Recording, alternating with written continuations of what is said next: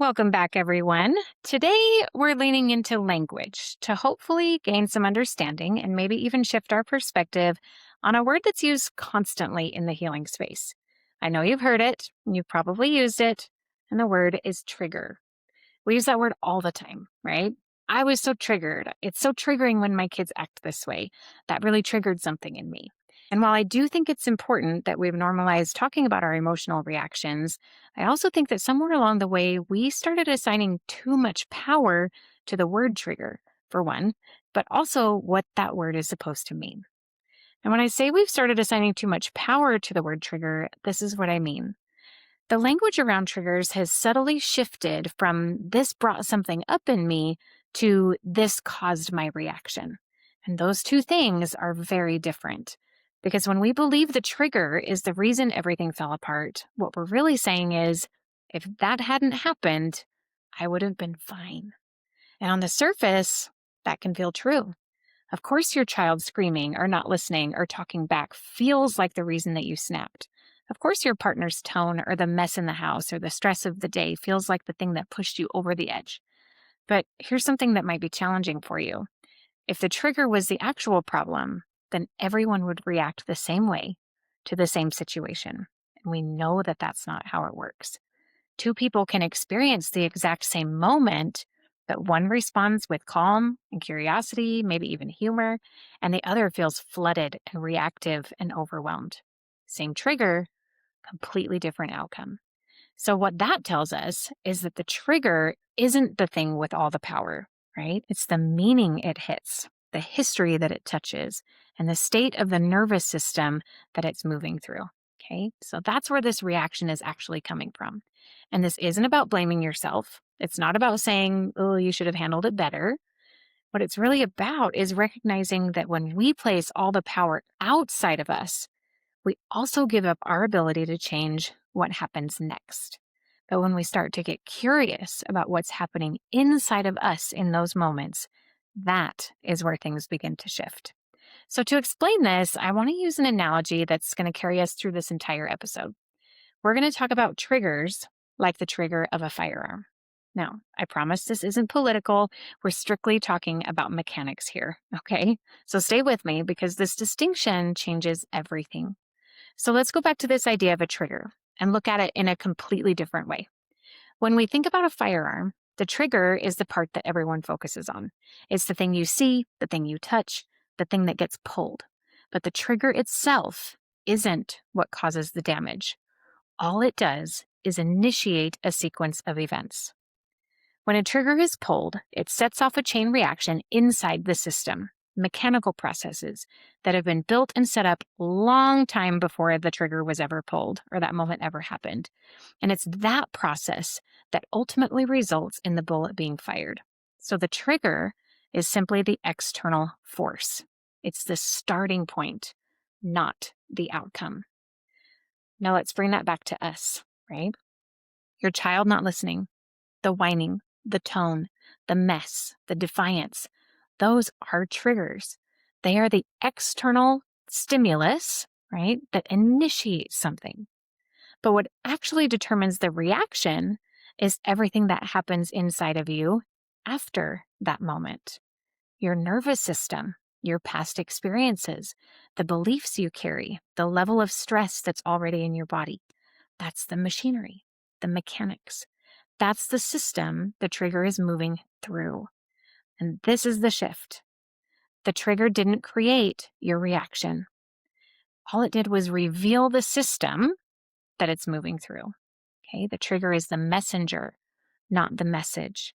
Because if that same moment landed in a different nervous system, one that felt regulated, supported, resourced, the outcome could be completely different. Same trigger, but different mechanics internally. Okay, different result. And that's why focusing only on the trigger will always keep you stuck, because the trigger is just the entry point, the starting point. The real work is understanding the system that it's activating. So once we start to see triggers this way, it naturally brings up another question. Why do we get so focused on the trigger in the first place? And I think a big part of it is this. It's much easier to point to something outside of us and say, That's the problem. My child triggered me, my partner triggered me, this situation triggered me. And again, I'm not saying those things don't impact you. Of course they do. But when we stop the conversation there, we unintentionally start believing that the solution is out there too. If my child would just listen, if my partner would just communicate differently, if my environment were calmer, then I would be okay. And what that does, even if it's really subtle, is it puts your sense of regulation and stability in the hands of someone else. It creates this dynamic where you're constantly managing the external world, trying to avoid certain behaviors, control certain outcomes, or eliminate situations, just so you don't have to feel what gets activated inside of you. But there's a problem with that, and that's that you can't actually control all of your triggers, especially not in parenting. Your kids are designed to be unpredictable. They're learning, they're figuring out their bodies and their emotions, they're testing things out, they're expressing themselves, which means they're going to do things that activate you. So if your entire strategy for regulation is built around avoiding triggers, you're going to feel like you're constantly on edge, constantly on the defense, and constantly trying to manage the uncontrollable. And the other piece of that is that when we overfocus on the trigger, we miss the opportunity to get curious about the reaction itself. So instead of asking, I wonder why that affected me so strongly, we stay in this place of that should never have happened. And that keeps us stuck at the surface level because the growth, the healing, right, the actual change doesn't come from avoiding or eliminating our triggers. It comes from understanding what they activate in you and learning how to move through that differently. So if the trigger isn't the problem and it's really about what happens inside of us, then what is actually happening in those moments, right? Let's slow this down and really look at it.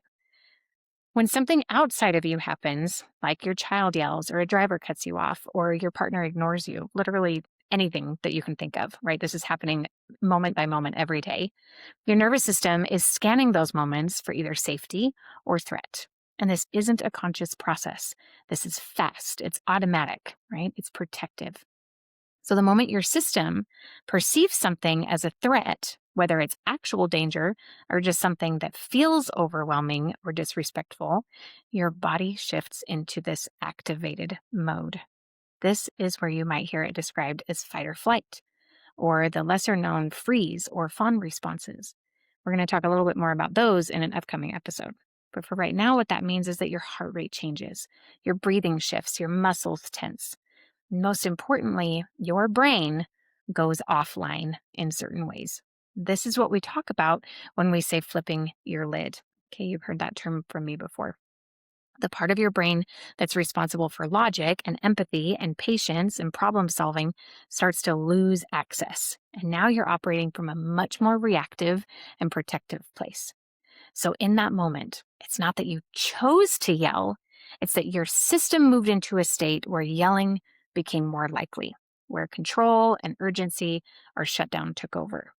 This is where I want to bring in another piece of that analogy. In the context of a firearm, you might hear the term hair trigger or hairpin trigger. What that means is the trigger requires very little pressure to activate. It's extremely sensitive. Even the slightest touch can set it off. Now bring that back to your nervous system. When you've been living in a state of chronic stress or overwhelm or overstimulation, you're running on empty or holding unprocessed feelings and emotions, then your system becomes more sensitive. It requires less input for a reaction to happen. So instead of needing something big to set you off, now it's little things. The shoes that are left on the floor, the whining, the sibling conflict, the tone of voice. And suddenly it's not just a moment, it's a full-blown reaction. And that's what we mean by having a hair trigger nervous system. It's not that you're overreacting for no reason. It's that your system has been carrying so much that it doesn't have much capacity left. So the space between what happened and your reaction to it becomes very, very small. But on the flip side, when your nervous system feels more regulated, more resourced, there's more space. More space between the trigger point and the reaction. Okay, you might still feel the activation rise. You might still feel the urge to snap, but there's a pause, this moment in the middle where something different becomes possible. And that's really the goal here. It's not to never feel triggered, but to expand this space, right? To stay within what we call this window of tolerance, where you can feel your emotions without being completely overtaken by them. Because in that space, you're still you. You still have access to choice and logic and your values, but now your mechanics are changing. The outside force, that trigger, might still be the same, but the internal system isn't responding in the same way. So now let's see what this really looks like. How do you actually know when you're triggered? Because most of the time it doesn't feel like, oh, I'm having a nervous system response right now. It just feels like, this is so annoying. This has to stop. Why does this keep happening to me? It feels justified. And that's what can make triggers a little bit tricky. Because when you're in it, often it feels like the reaction matches the moment. But there are some really clear signs that you can start to look for. And one of the biggest ones is this: your reaction feels bigger than the situation. If you take a step back later and think, well, that probably didn't need to escalate that quickly, that's usually a clue that something deeper was activated. Okay? Another sign is a sense of urgency. It feels like you need to fix it right now. You need to stop it immediately or shut it down. There's very little space for patience or curiosity, just a really strong pull toward action. Okay? You might also notice it in your body. Your chest might tighten, your jaw might clench. You feel the heat rise or your heart starts beating faster. Your body is signaling a change. And along with that, you might notice that you lose access to the parts of yourself that you actually like: your patience, your empathy, or maybe your ability to stay calm. It's like you become a more reactive version of yourself. And for a lot of people, there's also this feeling of becoming younger in the moment, like childlike. The reaction doesn't just feel big, it feels familiar, okay, like you've been here before. Because in many of these cases, you actually have. Triggers often connect back to earlier experiences, unmet needs, or patterns that haven't been fully processed. In other words, what that really means is that your inner child is showing up. It's not mystical. It's your very real nervous system remembering what it was like to feel threatened and powerless or unseen. And the current trigger taps into that memory, making a small present day situation feel really big. So when your child is yelling or pushes a boundary or refuses something, it's not just about the shoes or the homework. It's about what that behavior touches here inside of you, the part of you that learned early on that your needs don't always get met. That's why sometimes you react so strongly to what seems like a minor moment. It's not just that moment, it's the past being activated through the present. Okay? And one of the clearest signs of all that you're triggered is what happens after a triggering moment: the regret, the guilt, the feeling of, that's not how I wanted to handle that. That moment where you come back into yourself and think, oh, why did I react like that? That's often the clearest indicator that you were triggered. Not because something went wrong, but because your system moved into protection mode. So now that we understand what's happening inside of our system, how triggers activate our nervous system and tap into those old patterns, and may even bring up that inner child, the next question that we want to ask is, who's actually responsible then for what happens next? Because here's where a lot of parents get stuck or feel this shame of, oh, I shouldn't have reacted that way. I shouldn't have lost my temper. I need to be better. And that's the trap. Shame comes from thinking that being triggered is a personal failure, or even worse, that it's all your fault. But here's what I really need you to hear and take in, and that's that responsibility is not the same as blame. You are not to blame for being activated. You are not at fault for your nervous system doing its job. The activation is automatic. That's just biology. That's history, right? That's your system protecting you. But what you are responsible for is what happens through you once you notice it. And that's where your power lies. You can't always control the triggers outside of you, but you can influence what happens next. You can learn to pause, to regulate your body, and to respond instead of react. And that's exactly what shifts the dynamic from feeling out of control to feeling empowered. Because when responsibility moves inside, from blaming the trigger to noticing your system, you start to build a very different relationship with your reactions. You're no longer at the mercy of what happens outside of you. What you're doing is engaging with what's happening inside of you. And that's the step that actually opens the door to creating what I call a trigger lock or a safety, where the external event doesn't automatically set off a reaction. Because in reality, the triggers aren't going anywhere. Kids are still going to push boundaries, partners still get under your skin. Life is going to just keep throwing chaos after chaos after chaos. And that's okay. That's the whole point. The goal isn't to avoid triggers. The goal is to make it so that not every pull of the trigger sets off the chain of events that results in explosion. So the first step in creating a trigger lock is awareness. You have to notice when your system is getting activated. That might feel like heat rising in your chest, an urge to act immediately, some of those things we've talked about. Even just naming it to yourself, like, oh, I'm feeling triggered right now, creates a powerful pause between that action and your reaction. And it's okay to use that language, right? The word trigger isn't the problem, right? What we're actually doing is just trying to clarify the meaning of it. So, anyway, it's within that pause that you can shift the chain reaction. A breath, a step back, a grounding thing. Those aren't magic fixes, but they do give your nervous system a moment to settle before it takes over. And even that smallest pause can make such a huge difference. Now, from there, from that sense of awareness, it's all about regulating your body, slowing your breath, pressing your feet into the ground, noticing the world around you. These simple sensory acts that anchor you in the present moment and tell your nervous system that you're safe. Okay, and over time, they start to reshape how your system responds. But we also want to think bigger. A trigger lock isn't just about moments of activation, it's about your overall capacity to tolerate stress without flipping your lid. Okay, so that means paying attention to your rest, your emotional processing, your basic needs. When your system is resourced, the margin between the action and the reaction grows. The same behavior that used to set you off might now move through your system without igniting an explosion. And finally, even when you do get triggered, and you will, you have the opportunity to respond differently afterwards. You now notice what happened, you reconnect with yourself, and if needed, you repair the relationship. Now, this isn't about perfection, it's about presence. It's about creating a system where triggers happen, but reactions don't have to run the show. The takeaway here is simple, but it's super meaningful, so please hear it.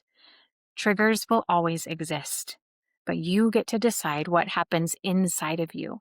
The power isn't in avoiding triggers, it's in building your capacity to respond again and again with awareness and regulation and intention. All right? Now let's bring this around full circle. We started this episode talking about triggers as if they were the problem. But really, triggers are just the entry point, the starting point, the external force that sets that chain reaction in motion. Just like the trigger on a firearm, the pull itself doesn't cause the damage. It's what happens inside the system, the mechanics, the machinery that determines the outcome. And your nervous system works exactly the same way. When it's stressed, depleted, carrying old patterns from earlier on in your life, even the smallest trigger can feel like a crisis. But that's your hairpin trigger in action, highly sensitive, primed to respond. But remember, the power doesn't live in the trigger. It lives in your system, in your body, and in how you respond. Those are your mechanics. When you notice activation, pause, regulate your body, and then start to expand your capacity over time, you're building that trigger lock. The same triggers still happen, but now not every pull of the trigger sets off an explosion. You create space and you respond with presence instead of reactivity. And when those deeper, more familiar reactions rise up, the ones that are tied to those early experiences or your inner child, you can meet them with curiosity instead of shame. And you can recognize, this is my nervous system being activated, and I can choose what happens next. That is freedom. That's intention. That is connection. So as you move through your day, keep in mind that triggers aren't the enemy. They're signals. They're opportunities to understand your system, the way that you're put together, and strengthen your capacity so you can respond with more intention. I hope you have heard something today that resonates with you. My goal is always to challenge your perspective just a little bit and then push you towards a more present and intentional space. I'm always so grateful that you spend this time with me as we continue to explore the art and science of parenting and put your parenting to the test. I'll see you all again next week. Take care.